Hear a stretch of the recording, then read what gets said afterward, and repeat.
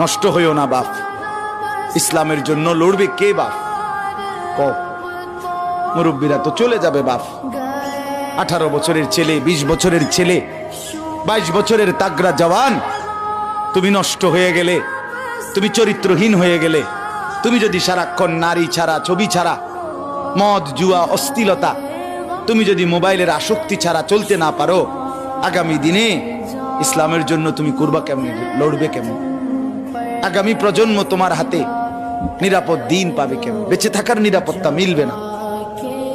বেঁচে থাকা 53 বছর বাংলাদেশের বয়স, 53 বছরের সমাজে বেনামাজির সংখ্যা যদি এত বেশি হয়, 53 বছরের ভিতরে মোবাইলে আসক্ত যুবকের সংখ্যা যদি এত বেশি হয়, 53 বছরের ভিতরে বেপর্দা নারীর পরিমাণ যদি এত বেশি হয়, এত মসজিদ মাদ্রাসা চারদিকে থাকার পরেও যদি এই মসজিদ মাদ্রাসা ষড়যন্ত্রের কারণে কমে যায়,